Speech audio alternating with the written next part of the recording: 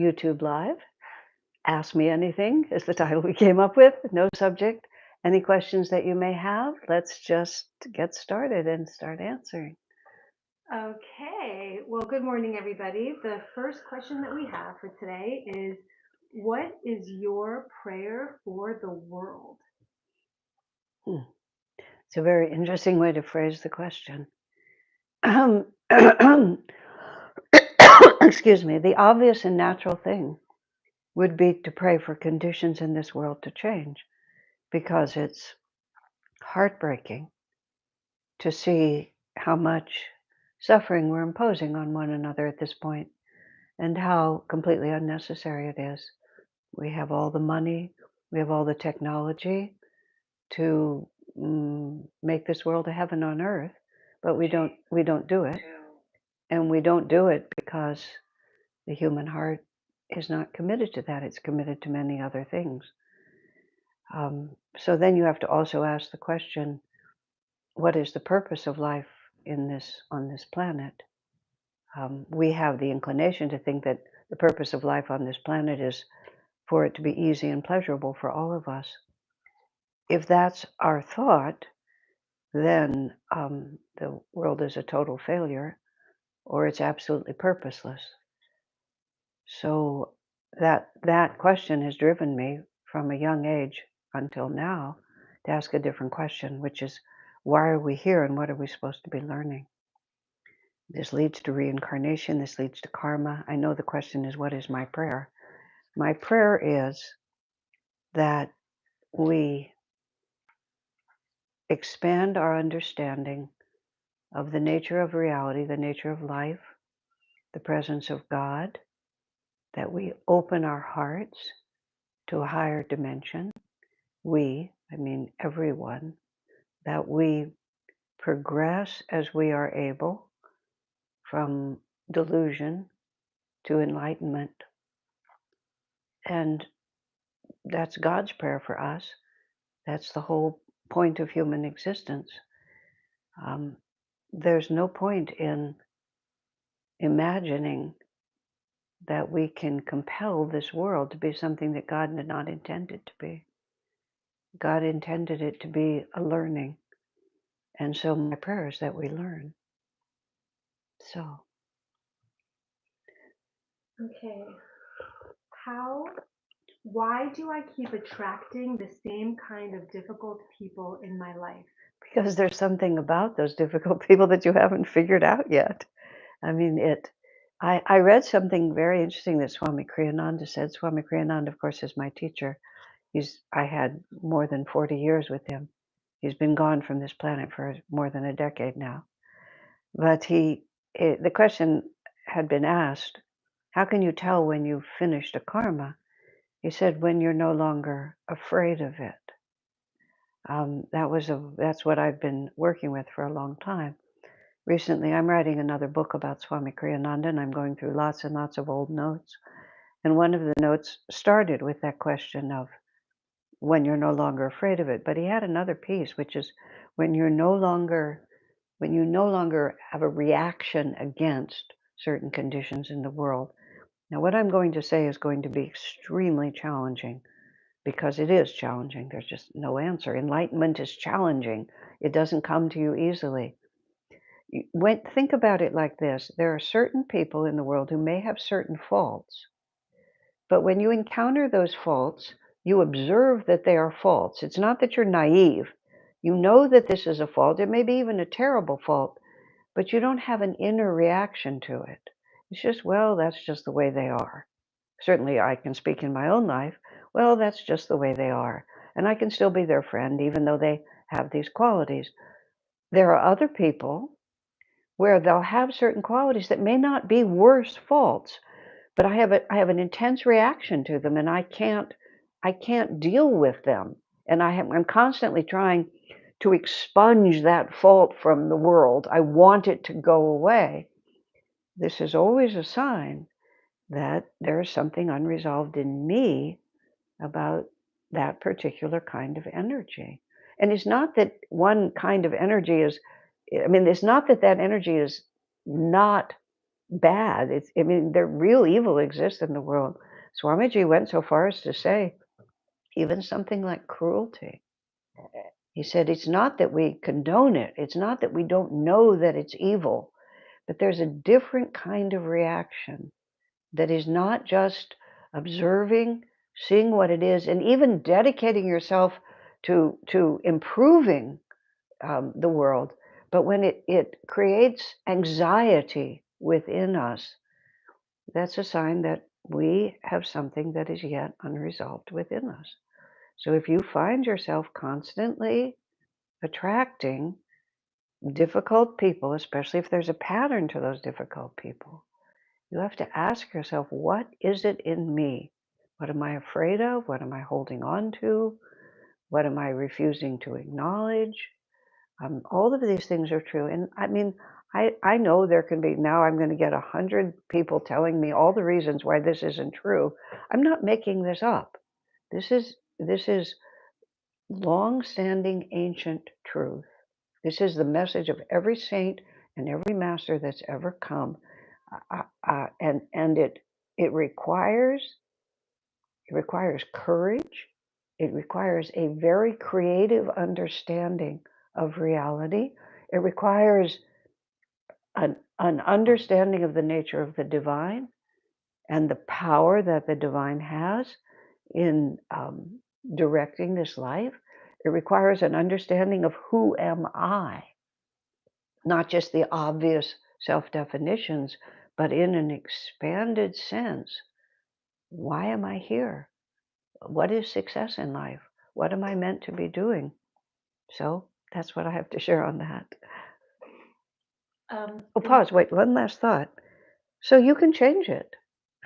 When you learn the lesson won't keep returning. So you have to ask yourself, what is the lesson? And then how can I learn it? Because once you learn it, the karma will shift. It may just shift into a new lesson, but at least it won't be this same old one over and over again.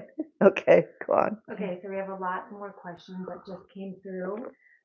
One is, how can we change our vrittis to change our karma? And if you could just quickly define vritti.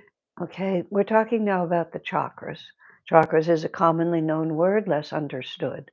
On YouTube, I have hundreds of hours of classes on chakras. It's a very, very interesting subject, and understood correctly, it's life-changing. Okay, chakras are the energy pattern, and everything in the material world is a manifestation of a particular energy pattern. Everything about your life is determined from the chakras because it's a pattern of energy that attracts more other energy to you and determines everything that happens. Chakra itself, the word means wheel because it's energy in motion. It's not static. And vrittis are those whirlpools of energy within each chakra. And a whirlpool, if you think of it just in a physical way like a river, it's an attracting energy. So the vrittis in us are what attract to us our destiny, or simultaneously or in the same way, they repel because they create a magnetism, and if it doesn't match, then the only magnetism that can come in has to somehow match the magnetism of that vritti. We change our vrittis. There's different ways to change it. The most powerful way to change it, again, let's go back to the river. The most powerful way to change it, if you think of a river that's heading toward the sea, and a whirlpool is created because there is some static force, some fixed reality in the middle of that that causes an obstacle to the easy flow of the river. So in our lives, we set an intention and we're heading for a certain object, perfect love, success in business, artistic achievement, peace of mind, whatever it might be. And our life force is heading toward that, but because there are fixed points that we're holding on to, some of our life force gets gets caught in that whirlpool. I want to be successful, but I'm afraid if I'm successful, it'll go to my head and I'll become unspiritual. I want to be successful, but if I'm poor, I'm sure that I'm I'm spiritual, but if I have money and I'm wealthy, then I'll become a materialist. I want to have love, but I don't believe that I'm worthy of love. So the energy starts going out, but much of your life force gets sucked over into this vritti. And you can see the river, if there's lots of whirlpools, the river, by the time any of it gets to the ocean, much of it is just whirling around. So you have to somehow um, liberate the life energy from that fixed idea that is distracting you from your true nature. This is what all of spiritual life is about. And you eliminate those fixed points by all the self-development techniques you can think of. Meditation in a certain way is the best force because there is an interplay of energy between the river heading for the sea and the magnetic force of the whirlpool. If the river becomes more powerful, the whirlpool is dissolved without any specific attention having to be paid. It's just that the energy flowing to the sea is strong enough to simply dissolve that center point, that fixed center point, and the energy is liberated. When we meditate with an understanding of the spiritual eye and how the energy flows in the spine, in the inner spine, then if our flow of our life force is upward toward a higher understanding, every fixed point in resistance to that has less power than our determination to go toward the light, it will automatically be absorbed into that. That's why people say, don't worry about anything, just meditate. And if you can meditate with sufficient strength, with the right understanding of how to do it, with an attracting power, an attracting magnetism that draws the grace of God, then that aphorism is true. If not, you may have to do a lot of other things as you go along the way. Enough. Go to my classes. I go into it in much more detail. Absolutely essential to understand. Okay. Okay, the next question is, are there evil souls? And if so, how do we forgive them? The question really is there evil? No soul is evil. All of us are equally loved by God. Everything in creation is a manifestation of Satchitananda, which is a wonderful word in Sanskrit that is a better word than God.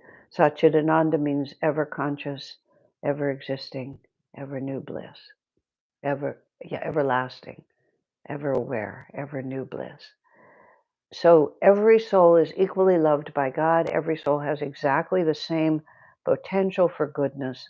We get attracted, however, because we also have the free will to a certain point to choose what vibration of consciousness we want to immerse ourselves in, what we want to be a channel for.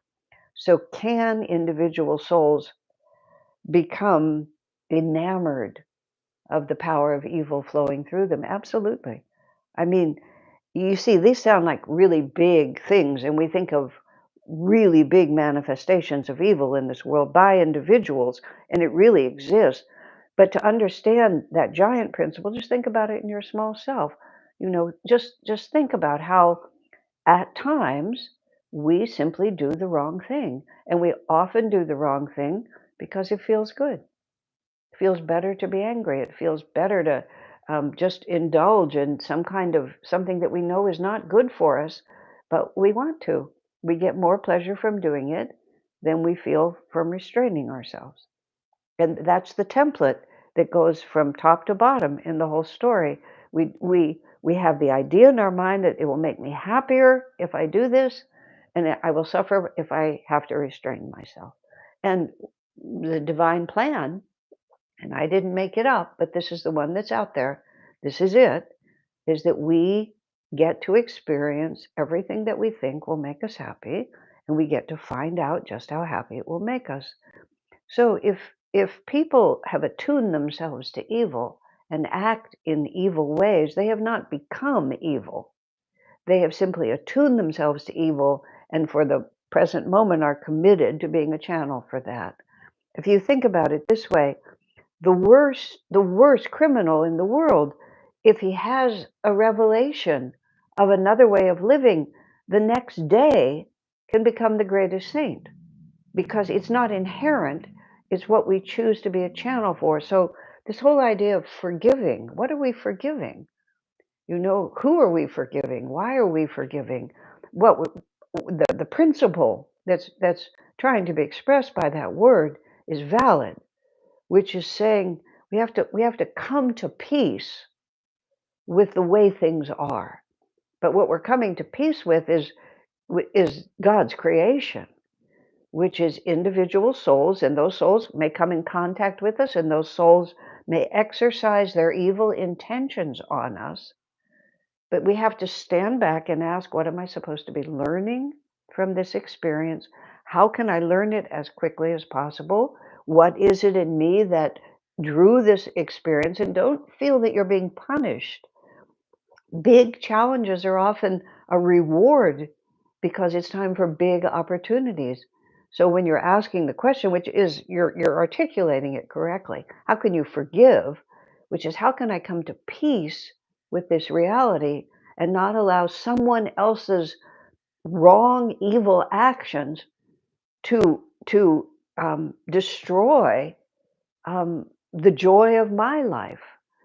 Acceptance, which leads to forgiveness, but just understanding on a much higher, more integrated level why we're all here and how to carry on the divine purpose of every incarnation. There's a lot more that could be said, but I think that will start it. Once again, I'm going to say this over and over. Go to the question box, type in whatever word or concept you're interested in. I have hundreds of hours of talks. And a subject like forgiveness and the presence of evil, these are the questions that have to be answered.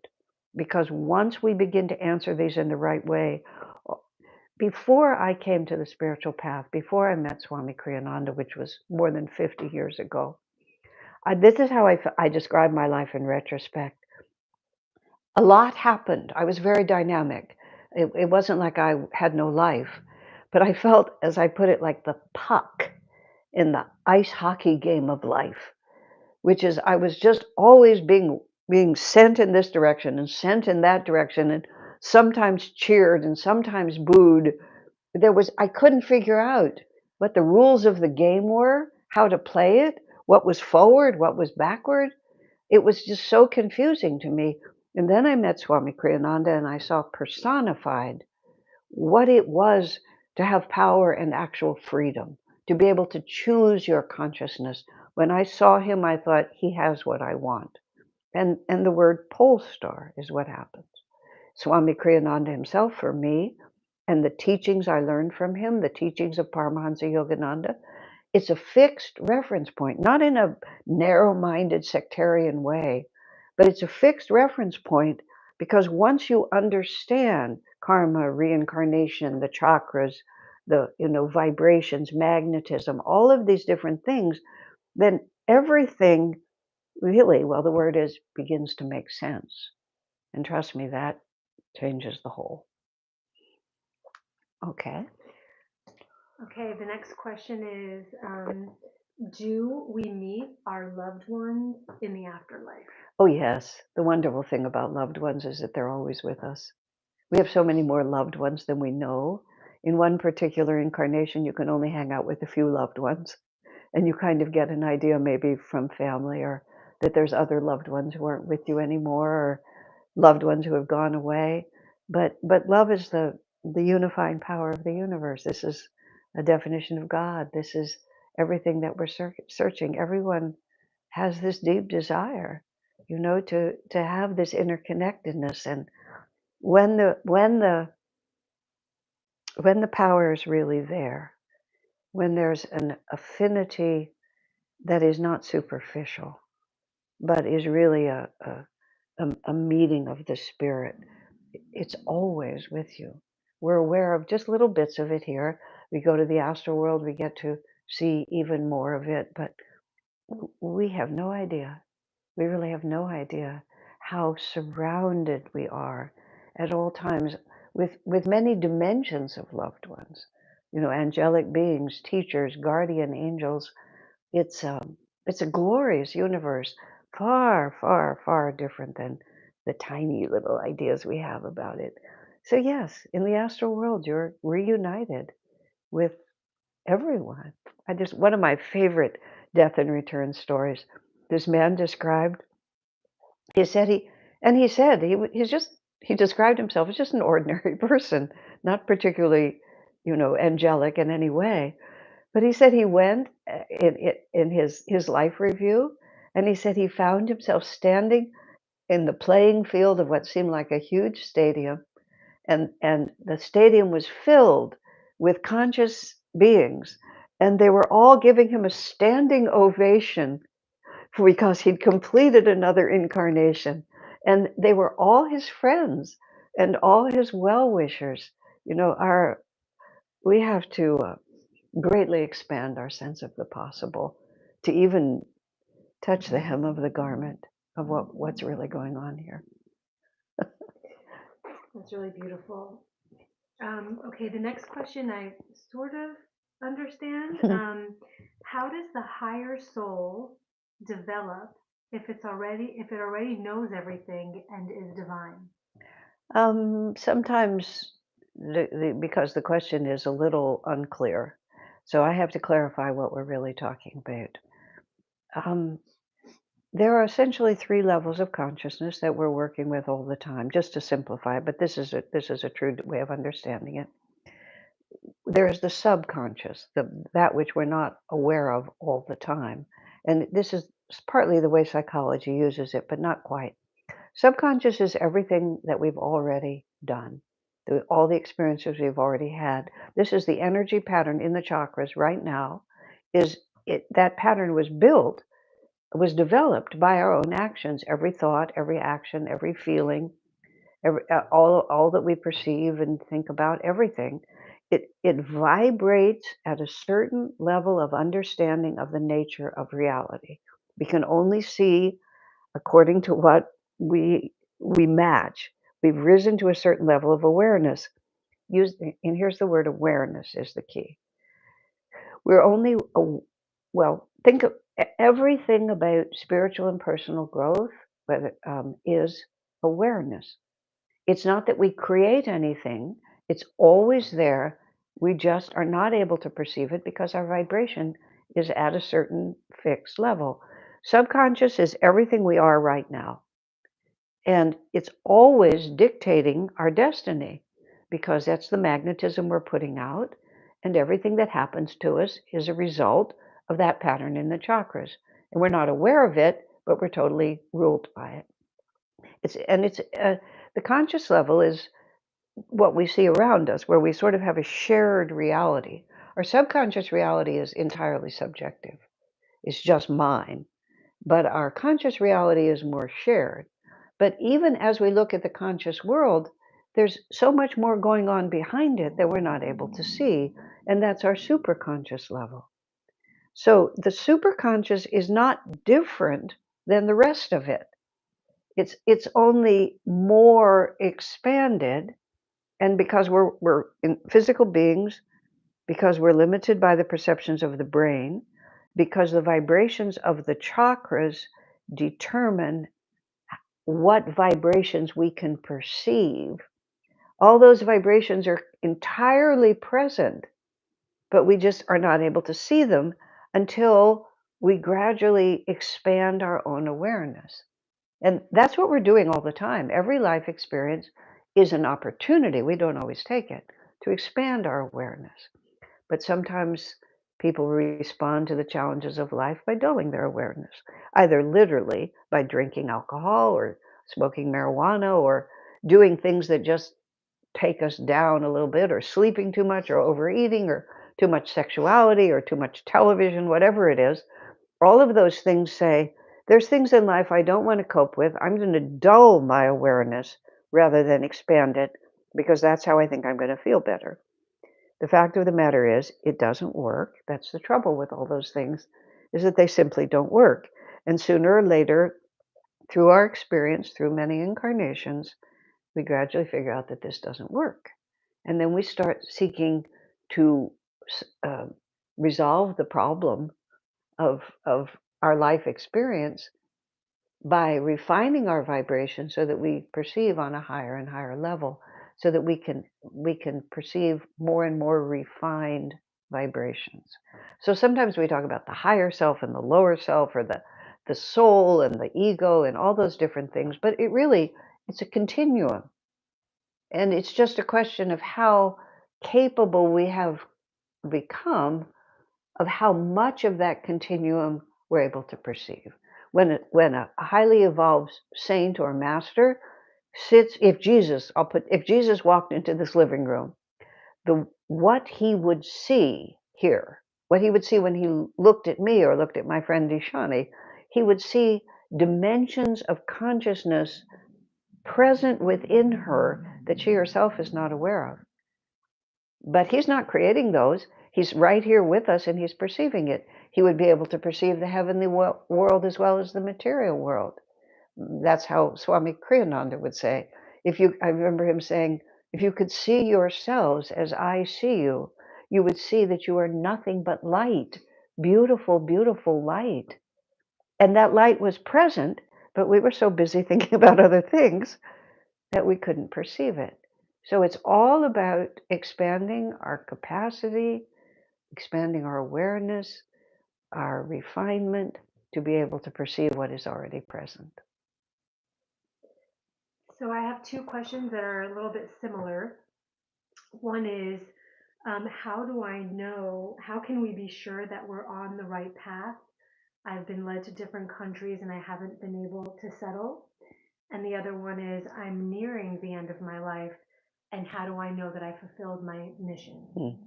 Well, the first one is you may still, the one who's moved around but haven't found their own place, you may be finishing up lots of different pieces of karma at this point. You have a little bit to learn here, a little bit to learn there. Don't be so quick to say the mere fact that you haven't settled doesn't mean that you haven't progressed. So the question is actually within yourself. Are you constantly running away? Is your restlessness because you're unwilling or afraid to try to go deep in one place?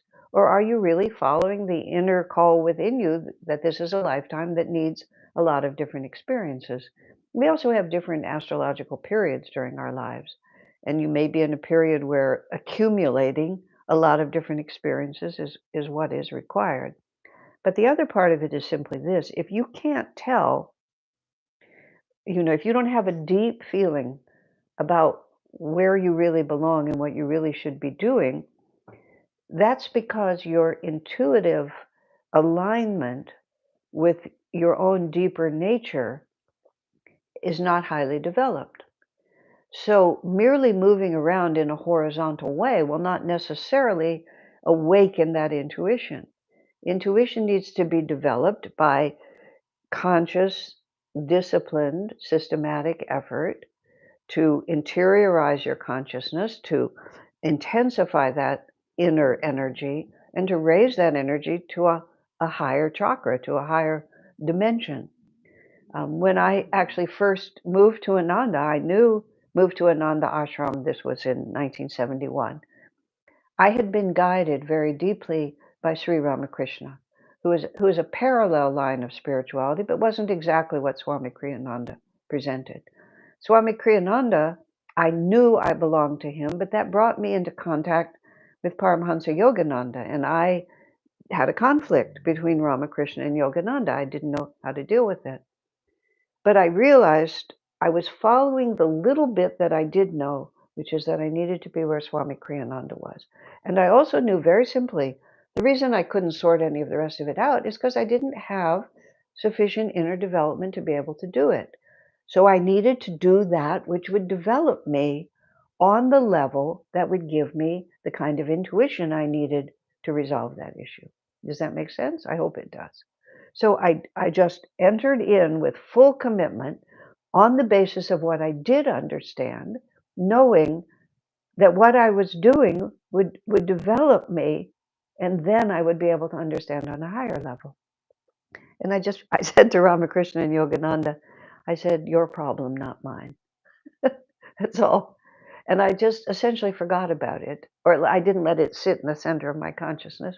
About a year later, after that year, very serious spiritual determined effort to develop myself, it was perfectly clear to me, of course I belong to Yogananda. How could I belong to Kriyananda and not? And it was just so simple at that point. But it's because I took the opportunity that was in front of me and I developed myself. And that's where certainty comes from. And then the question of the woman who's nearing Oh, the end of her the life. end of, You, if she's completed her mission. well, it doesn't really make any difference whether you have or not. I don't mean to be rude about it, but like, honey, too late, too late. You know? So either you succeeded or you didn't succeed, but obviously you did your best. You didn't get up every morning and say, "Oh, I think I'll be as crummy as I can." I have a little mantra that I like. If I could have done better, I would have done better. You know, this was my best. And if my best was that I didn't quite get it perfect, well, gee, what a surprise. Did I actually think that I had it within me to be perfect? Of course I didn't. But that's not how any of this is measured. It's not an absolute, you're either first place or you're nothing. I've never been very impressed with competitive athletics, especially not on the level where you have the two best teams in the world and one of them wins and one of them loses. And the ones that win are just ecstatically happy. And the ones that lose act like they're just, at the bottom of the heap because, oh my God, I'm only second best. Really, give yourself a break. You've done the best you can do. And the single and wait, one more thought. I love reincarnation for this reason. Because hey, if I didn't quite get it right this time, I get another chance. Like it's not over. I'm not thrown out of the league. I get to get up tomorrow morning and try again. So even if you haven't quite done it perfectly, great. You made progress. And now we'll start where we left off and we'll go forward. So, first of all, just drop the whole idea. At the end of your life, this is what you need to be: very, very happy, very, very happy, very at peace, very content that I made the best effort that I could, self honest with tremendous relaxation. If you were a total goofball, well, you were just a goofball, that's all. That's what you were. And next time you get to start over. You should pay attention. You should think about what you could have learned that didn't learn. Now it's not too late to learn it. But regret and sorrow and self you know rejection of the goodness that's in you. I actually at a certain point I had to work through a lot of this in my life where I had to face the fact that perhaps none of the promise of my incarnation would be fulfilled and I would actually just end up being a zero. And I had to say, I knew even as I was thinking that was a tremendous exaggeration, that maybe the big possibilities, maybe I would never get them done because I wasn't good enough to get them done. They were too big for me. My ambitions exceeded my talents. But I had a lot of little victories. And I came up with this mantra. I was much younger then, but it helped me a great deal. I said, I'm a pretty nice person. I didn't even think I was a real nice person because I wasn't, but I was a pretty nice person. I had done a few useful things. I hadn't been an entire negative. I wasn't a total minus. And I literally imagined my life review. I imagined dying and going for my life review. There's a lot of places that tell you about that. And in my case, I had to confront Yogananda and Kriyananda and all the gurus of my line. And they would say to me, well, honey, we expected a lot more from you. And I said, yeah, I expected more from me too. But, it wasn't a total dud. We did some good things. And I got this phrase in my mind: I can die on this. And I know that I'm loved. And I know that I did my best. And if my best was crummy, it was just crummy. And I know that My masters and my teachers love me, and they'll say, "Yeah, could have been better, but it was okay. Okay, what are we going to do next?" And that is what you need to do at the end of your life. Look, I'm much closer to the end than the beginning. I'm talking about you from experience. The point now is to just let it go. Just let it go. And don't let it go by saying, "Oh, it was perfect." No, it wasn't. I didn't quite do my best. But just let it go. I'll have another chance. I'll be able to, because you see, the consciousness with which you die is how you will be reborn. The consciousness with which you die determines what astral world you go into. Do you want to die weeping and wailing because I didn't do it well enough? And then you'll be born thinking already that you can't do anything. You want to be born thinking, wow, that was a great adventure. I wonder what this one's going to be. You know, that's your magnetism. It's not what happens to you, it's how you respond to it. Even if your life was a total failure, if at this point you surrender that failure to God, you define yourself by what goodness you do have, which I'm sure is a great deal if you're even asking this question. And you say, okay, we're going to build on what we have that's good and make it more beautiful in the future. Wow, that was really beautiful. We actually have a lot of questions coming in, a lot of really, really good questions.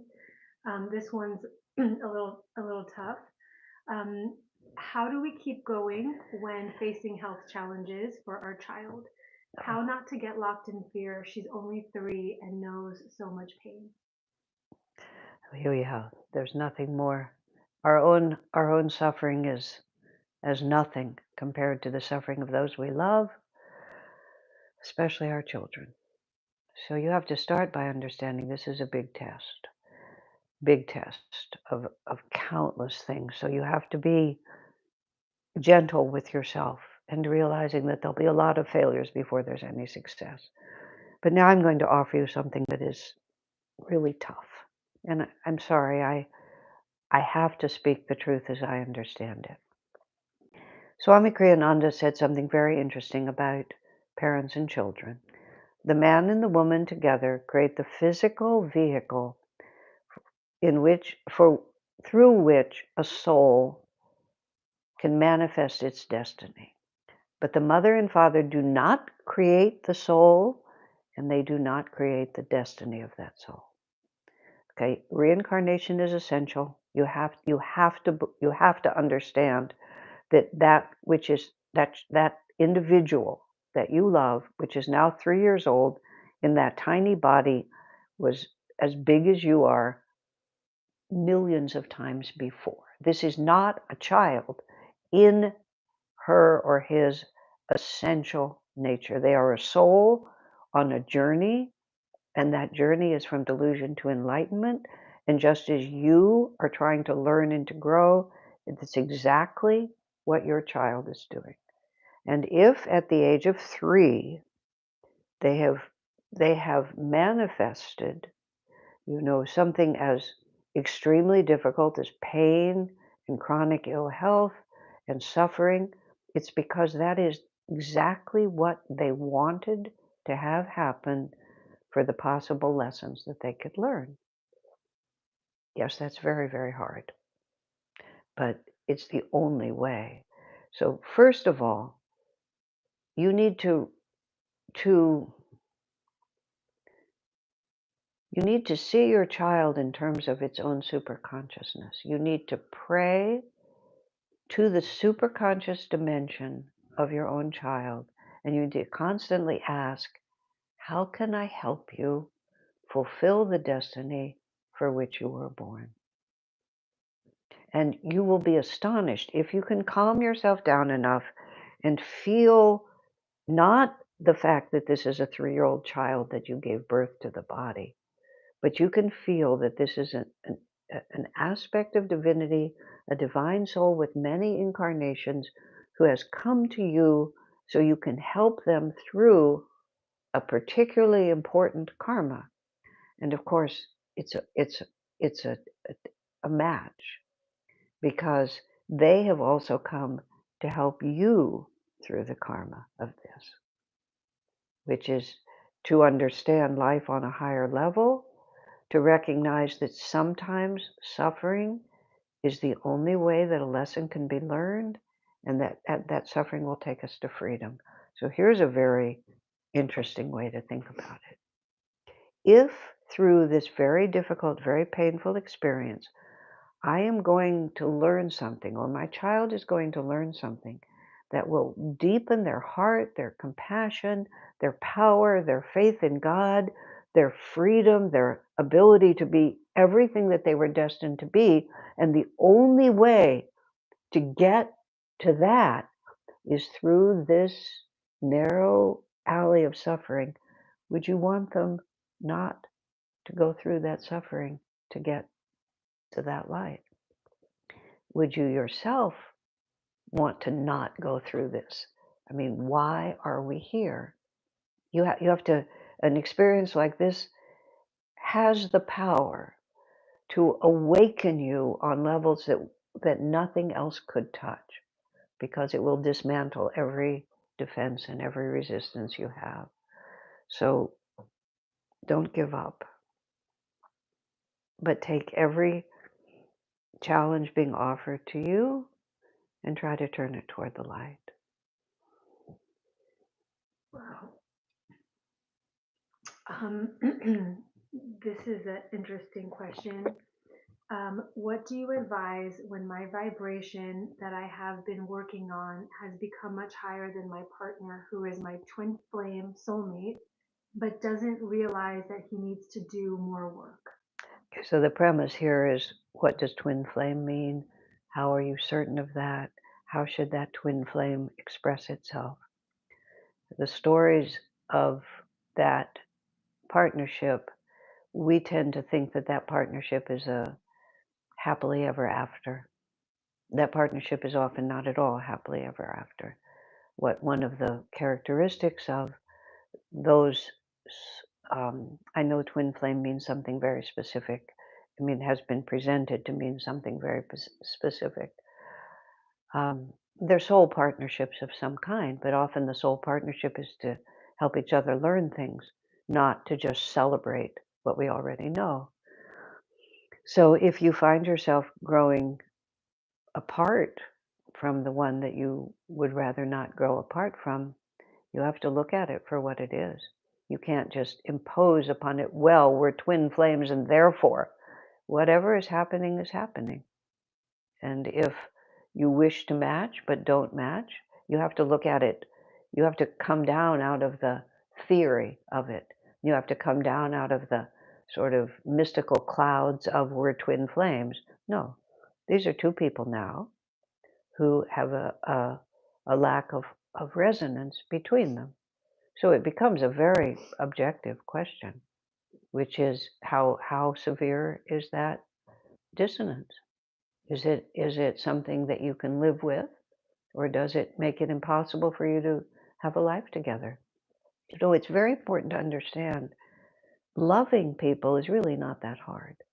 If you have a generous heart, if you have a compassionate nature, if you have a kindness in your spirit, you can love many, many, many people.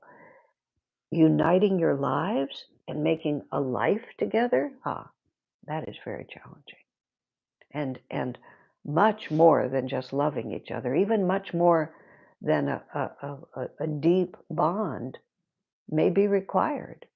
If the dissonance is greater than whatever it is holds you together, if your capacity to patiently live through that dissonance is simply not there, and you're simply not that good, or if your partner's resentment of the dissonance, these are not mystical truths.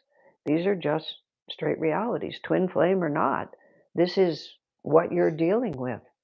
So you have to look at it realistically. Now, many times people quit much too soon. As soon as it ceases to be fun, they think it's over. And that is why we have such chaos in our world right now. People's very concept of love is much more about how good it makes me feel, rather than the opportunity it gives me to transcend my limitations. But all of this has to be applied with common sense and, well, above all, with common sense and with a more profound understanding of human nature and self-understanding of who I am and what I'm capable of. Okay. Okay, we have a few similar questions here, and he did address this early on, not specifically, but basically, a lot of people are having issues with toxic family members. One woman was married to someone for over 20 years, and now she feels that it's hindered her intuition. Um, so basically, the question is how to deal with toxic family members and how to gain my intuition back. Nobody can take your intuition away from you, but if you're in vibrations, but let me put it like this: because this entire universe is an energy universe. I mean, this is Einstein's revelation from so many years ago that there's no fixed reality. The person in front of you may look separate from you if you just look at your bodies, but you're both energy fields, and those energy fields are constantly interacting. And the law of magnetism is that the stronger magnetism can intensely influence the lesser magnetism and can actually sort of make the lesser magnetism to a large extent conform to itself. So if we are in close proximity or it doesn't have to be physical, if we are connected magnetically with individuals whose magnetic force is stronger than our own, we will be strongly influenced by it. So if you live 20 years with someone whose magnetic field was consistently stronger than your own, what's happened to you is that you've been weakened by that. You've been diminished by that constant assault. And so now what you have to do, quite simply, first, it implied in what your question is, that you've now distanced yourself from that magnetism, which is the first step. If you can distance yourself physically, that's a really good idea. But at the very least, you have to distance yourself psychically. You have to create a shield. But what that requires is that you have to have your own power. You have to develop within yourself the strength to be able to hold on to your own magnetism in the face of magnetism that doesn't match it. And that requires specific, definite spiritual work that's going toward building that magnetism. You have to have the right diet, you have to have the right company, you have to have the right music, you have to have spiritual practices. Sometimes you have the freedom to create that life in an external way. Sometimes, because if it's toxic family members and they're right in your house and you can't get away from them, you have to find a way within that dissonant magnetic field to constantly be building your own. But your consciousness belongs only to you. And even if you have the habit of allowing yourself to be dominated, it's just a habit. It's just a vritti that you yourself have created, of helplessness, of whatever it can be. Now, believe me, I know that these forces really can overwhelm you, which is why sometimes, and I've said this before, you have to run away. If their negativity is stronger than your capacity to resist it, if it is at all possible, you need to run away. You need to stop engaging. You have to stop pretending that you can stand up to this. You have to say, it's too big for me. I need to go away. At one point in my life, I was in a difficult situation. It suddenly seemed like it was going to separate. I was going to be freed from that difficulty.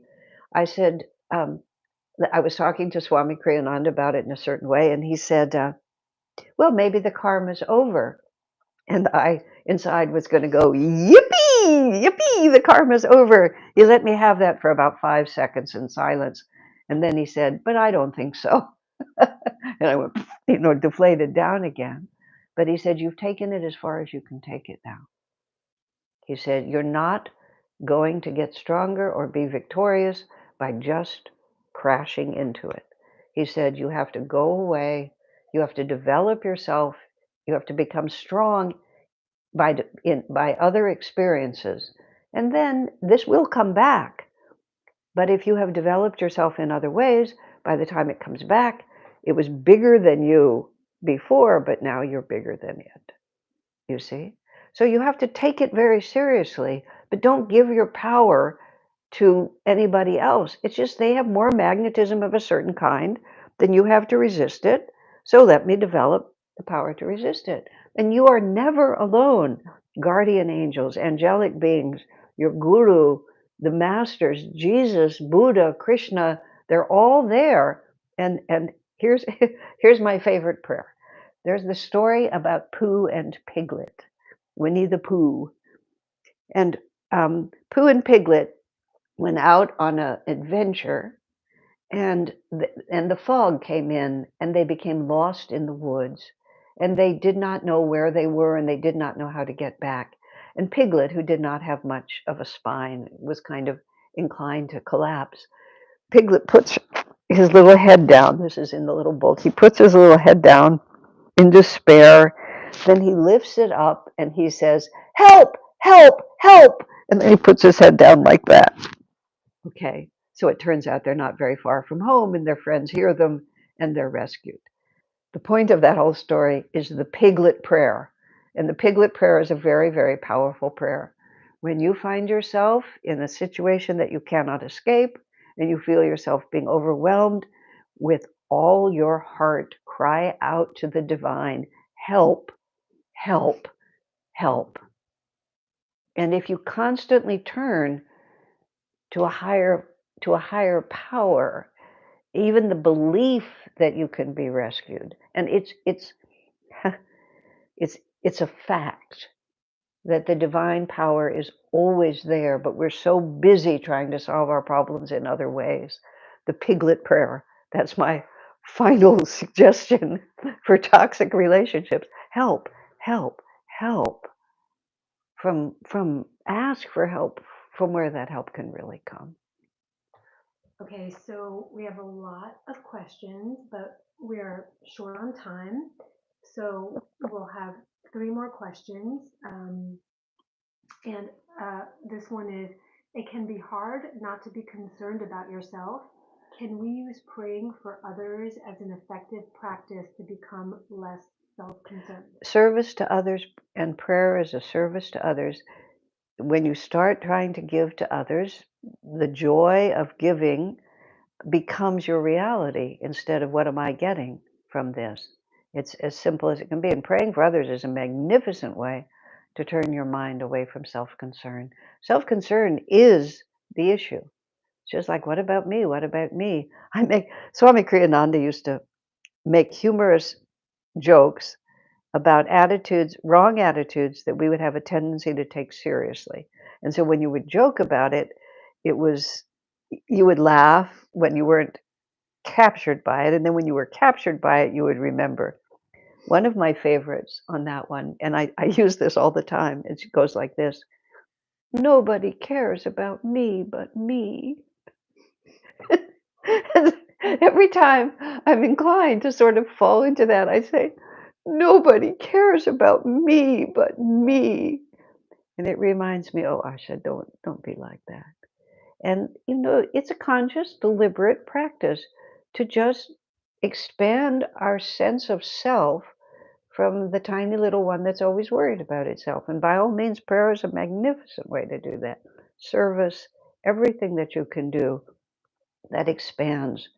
It's not so much that you're not important, it's that you see yourself in proper proportion. That's what it is. You see, it gets all out of proportion. What about me? What about me? But there's a whole universe out there, and you're part of it. Yeah, you're important, but you're not the only thing. Uh, yes, pray, pray, pray all the time. Okay, do we need a personal guru for spiritual progress, or is listening to teachers like yourself on social media enough? Well, personal guru. Okay, let me say this. Uh, the more the teachings sometimes contradict each other. And if you can get a little bit of indigestion if you just take a little from here and a little from there. Oftentimes, different teachings have different vibrations, and even though each is valid within itself, part of what gives us real power on the spiritual path is attunement with a particular ray of grace. And this is the tradition of the single guru that really carries you, is because you become very aligned with that energy, and then that energy itself will actually carry you. So eventually, you need to concentrate. It's better not to be eclectic, it's better to be concentrated, because then you go deep at one point, and as Swami used to say it, if the whole lake is frozen and you want to break through to the water below, you can't tap it in a lot of different places. But if you get an ice pick and drive it through, then you can break through to the ocean below. So what you need to do is you need to explore as much as you can possibly explore, until you feel that you found something that really resonates with you. And then when it resonates with you, begin to follow it. I'm not a guru at all. I'm a spokesperson for a great line of teaching. Anything that you might enjoy that I might say, please go to the source. Go to Swami Kriyananda, go to Paramahansa Yogananda. The whole, it's a whole lineage that has tremendous power. And it you don't have to be sure at the beginning that this is my commitment. It's like dating and getting married. You go out with lots of different people because you're trying to understand yourself and life, but then there's a qualitative difference. So until you feel that qualitative difference, play the field. But when you begin to be attracted somewhere, explore it deeply. And the guru doesn't have to be in the body. Heavens, if the gurus don't incarnate nearly as often as we do. I mean, you can be a disciple of Christ, and Jesus is right next to you and in your heart all the time.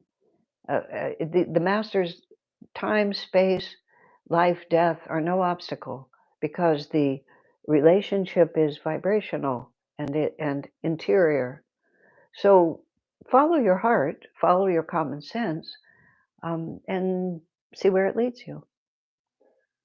Okay, and finally, our last question is, can you talk about manifestation and the law of attraction and what people get wrong about In the last 3 minutes, the answer is no, I can't, but I can at least point us in the right direction, which includes type those words into the question box on my YouTube channel. But what people get wrong about it is almost everything, of course, because if you didn't get it wrong, you'd get it right. We, I'll give a few fundamental things. It's like there's power in this universe, and you can learn to use it. Power of concentration, of willpower, of discipline, of tapasya, which is, sacrificing for what you really believe in. Um, Energy, just energy itself, the ability to draw on the vast universe of energy. Every single person I know who's ever made a lot of money has worked really, really, really hard to make that money, and they've also worked smart, and they've worked with a determination. So one of the things that people get wrong is they think, oh, I just need to get a few of these principles and then it's going to come to me. No, there's no free, nothing's free. You can work these laws with, and therefore then you're working a lot smarter. You're not just using your energy in a dissipated way, but but you don't. There's no trick. There's no shortcut. There was a man who used to come to my classes when I would teach a lot in person where I live now, and he asked me lots of questions. He was great to have in class. He asked lots of really good questions. But often I realized that the underlying question he was always asking is, isn't there an easier way? And I think, to just answer your actual question, what do people get wrong? Is they think they're going to get big rewards for small energy.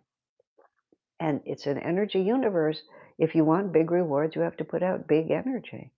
And learning these laws of manifestation or so on will tell you how to gradually develop your energy. But they're not magic formulas.